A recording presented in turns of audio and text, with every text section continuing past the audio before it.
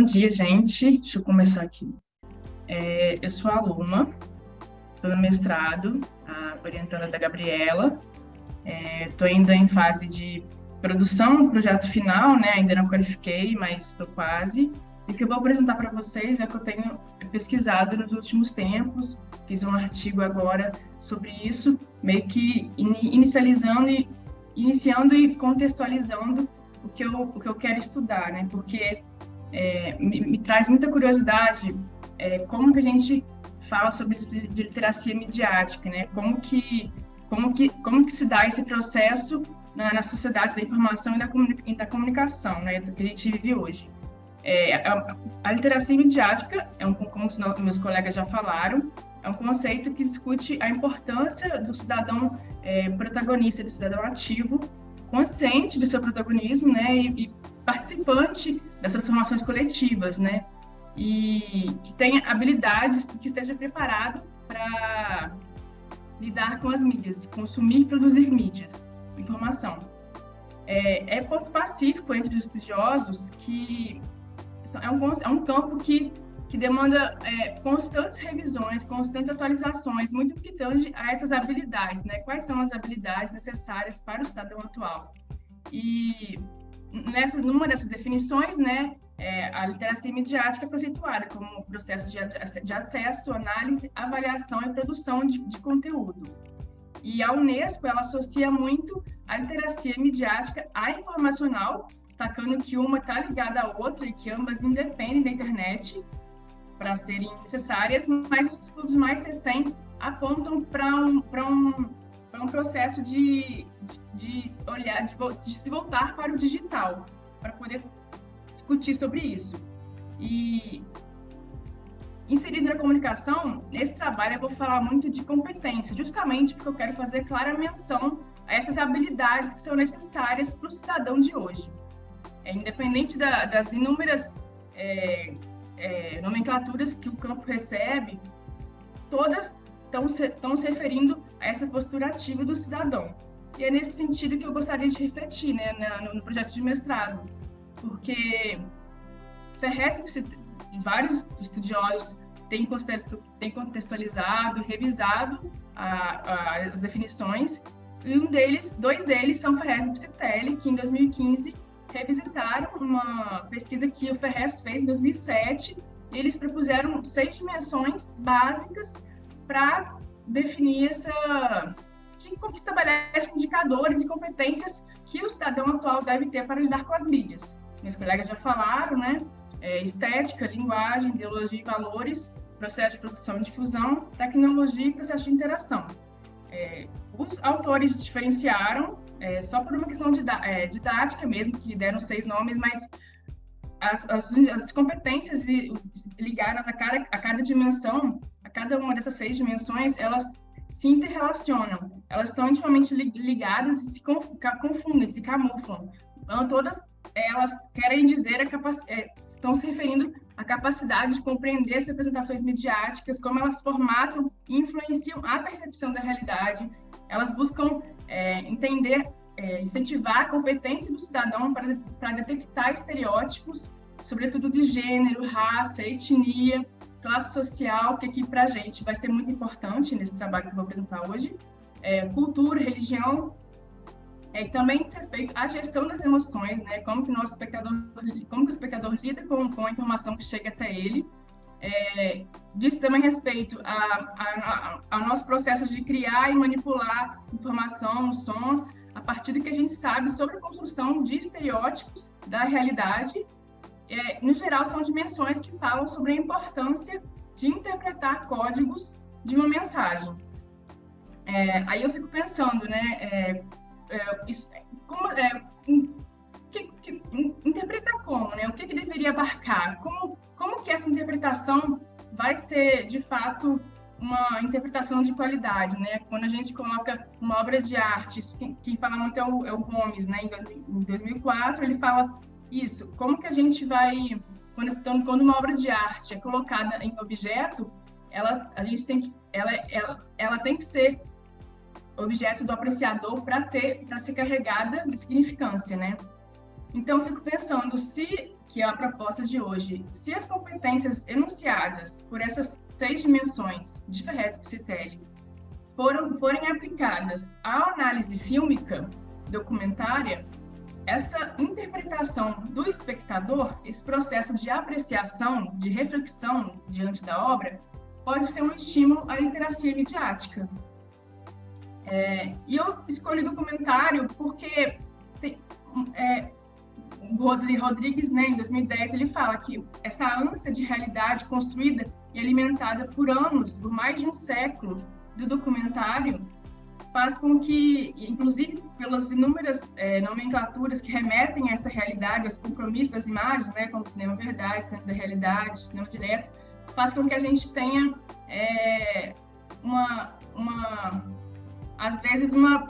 faz com que a gente interprete, às vezes, as imagens de uma forma muito pretensa. E isso faz com que isso camufla o poder das imagens, o poder de informação e de estratégias que os produtores de conteúdo midiático têm sobre a gente. Por isso que eu proponho uma análise, que eu penso na análise fílmica, né? Que a análise fílmica é decompor a obra de arte, o filme, no caso, de modo interno, de modo a observar seus aspectos internos e externos. Porque o documentário justamente tem esse perigo aí, né, de suas imagens fazer com que uma interpretação seja mais inibida. E por isso que é tão importante a necessidade da gente interpretar e olhar com outros olhos para o documentário. E aí eu pensei no Terra para Rose, que é o primeiro filme de uma trilogia da cineasta Tete Moraes, que documenta as mobilizações sem terra diante da inoperância do Estado. É um filme de 87 que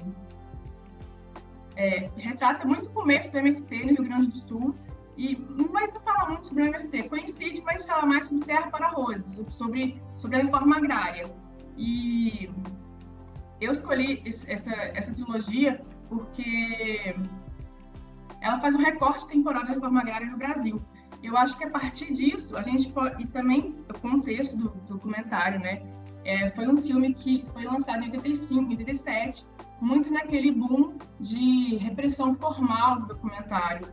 Então, era um filme que surgiu numa época em que o importante era retratar as minorias, dar voz, a que não tinha voz. Era muito, né, nessa fase de olhar para o conteúdo e menos para a forma. Por isso que eu quis entrar justamente, porque ele faz um recorte temporal, então dá para ver as representações das diferentes classes ao longo do tempo, e também por isso, né, porque ele deixa eu olhar o tempo aqui. Justamente porque ele faz isso de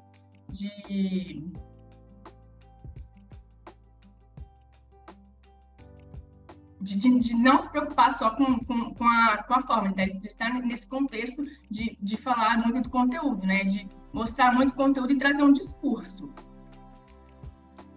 À direita aqui estão alguns autores que eu me baseei, que eu usei. E aí a pergunta que eu faço, olhando para esse primeiro filme da trilogia, é justamente será que Terra para Rose dá conta da questão ética que entrelaça realizador, sujeito filmado e espectador? E como que se dá essa questão ética, né? Porque isso é uma questão muito importante ligada às 6 dimensões de Ferrez-Psitelli. Por isso que é legal a gente ver, porque é uma questão muito cara também ao próprio gênero cinematográfico do documentário, a questão da representação. É muito caro para o documentário a representação do outro de classe, né? Como representar o outro, visto que são pessoas, não são atores, são pessoas da vida real, né? Tem muito uma preocupação do que mostrar, o que falar, o que mostrar daqueles personagens, e a responsabilidade como espectador também, que vai estar consumindo aquilo, que vai estar vendo aquelas representações e, como a Melina falou, né, influencia diretamente na realidade e vice-versa. O filme, ele tem um discurso contra-hegemônico e, de um lado, ele mostra uma elite econômica descredibilizada por não cumprir as promessas da reforma agrária, mas que, ao mesmo tempo, tem, ao menos, alguma coisa para dizer. Essas personagens são representadas por papéis masculinos. E, de outro lado, temos a versão do Sem Terra, baseado no coletivo e bem-estar de toda uma classe, também com argumentos e razões, mas geralmente representado por papéis femininos.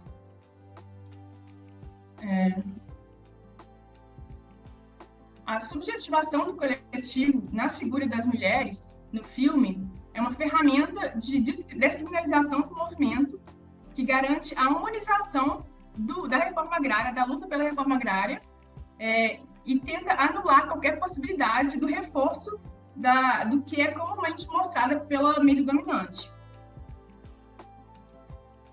Os homens da elite econômica, né, desse outro lado, no filme, eles se mostram a favor da reforma agrária, mas, ao mesmo tempo, eles são representados de forma muito estática. Eles nada fazem para efetivar essa reforma agrária, para efetivar o que eles defendem. Então, há um contrassenso entre o que eles defendem e o que eles fazem, né? Eles são representados de uma maneira muito sem movimentação, em contrapartida, em contraste com a representação feminina, que mostra justamente a movimentação das mulheres. Isso acaba abalando e enfraquecendo os tradicionais papéis de gênero que são comumente vistos na mídia hegemônica. Então, no que se refere à representação do outro de gênero, essa estratégia de subjetivação do coletivo nas figuras femininas confronta a tradicional invisibilidade das mulheres na construção da classe trabalhadora e desestabiliza hierarquias sexistas de gênero. No que se refere ao outro de classe, além de subjetivar a coletivo na figura das mulheres, a estratégia de subjetivar Rose e colocá-la como destaque é muito importante, porque ela é alçada a um lugar de representante das mulheres de luta, de todas as mulheres. Em cada uma das personagens, há uma Rose, e dentro da Rose há todas aquelas personagens também. Assim, o filme constrói não só a história daquela acampada, daquela mulher, mas a imagem de uma militante sem terra qualquer, né, descaracterizada, sem rosto na relação com o mundo, né, aquele outro com O maiúsculo mesmo, que não é um outro individual, que não é um outro conhecido, é um outro desconhecido, que é representante de uma classe. Nesse filme, a Rose é a protagonista. Ela abre e fecha o filme porque, no decorrer da gravação, ela foi morta em um acidente muito estranho de carro, e isso no meio do processo de gravação. Então, interferiu diretamente no posicionamento da diretora e de como ela ia prosseguir com aquelas filmagens. Então, a montagem do filme deixa isso muito claro, esse posicionamento contra-hegemônico muito claro, e dá ênfase total nas figuras femininas, talvez muito por essa morte da militante. E aí, por outro lado, ao escancarar a luta de classes, a cineasta escolhe figurar o Bolívar Anoni, que é o proprietário da fazenda ocupada por mais de 1.500 famílias sem terra no Rio Grande do Sul. Ele é retratado como uma pessoa alheia, dispersa, confusa, na contraposição de toda a seriedade, determinação e certeza de Rose. O proprietário ele é tratado como uma figura, as falas dele são colocadas tão de forma justapostas com as imagens e discursos de Rose, que fazem com que ele saia até em prejuízo, né? O filme tem 1h30, mais ou menos, de duração, 180 minutos. Não, é 1h30 de duração, 90 minutos, eu acho. E aí, em apenas 2 minutos, o Bolívar Anoni aparece, mas todas as vezes que ele aparece são de forma dialética com as imagens e discursos de Rose, né, nas frases que ele coloca, né? Então eu não ouvi, vamos conversar primeiro. A cineasta opta por deixar todas as fraquezas, por mostrar todas as fragilidades do personagem naquelas falas em que ele está inseguro, que ele está disperso, confuso, que ele mal consegue falar como sente a perda da fazenda dele, né? Porque era uma fazenda que já tinha sido desapropriada, era um processo que durava mais de 13 anos, mas ainda não tinha sido dado posse para o INCRA. Então, os militantes ocuparam, do Movimento Sem Terra ocuparam, mas não podiam plantar, né? Ocuparam para poder fazer pressão e tentar acelerar o processo de reforma agrária. E ele mal conseguia formular uma frase direito.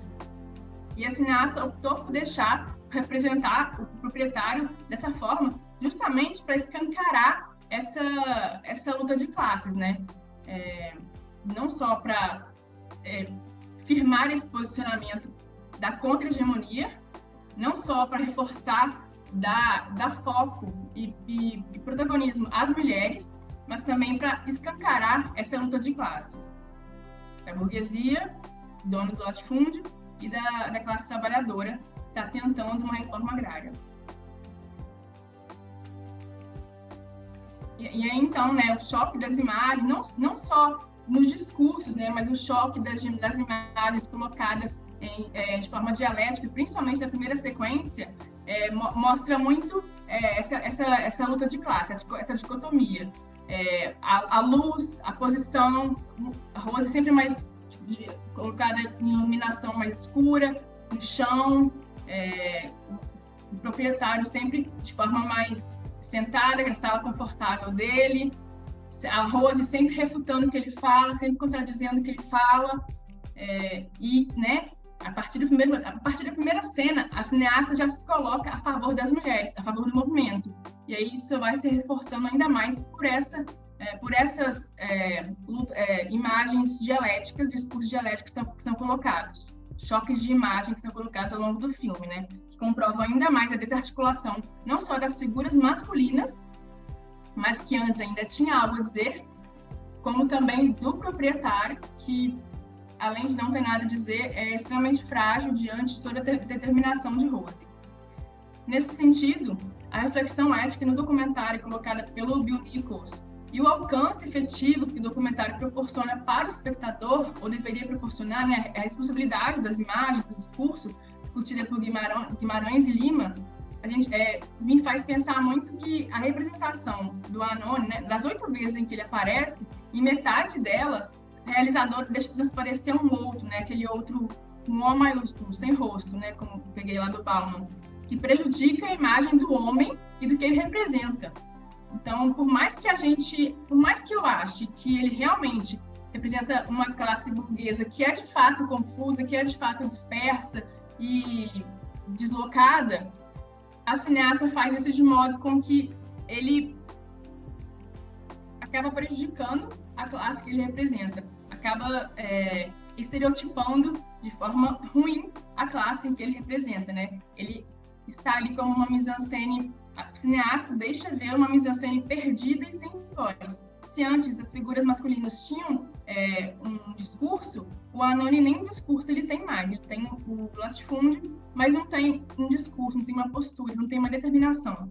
Né?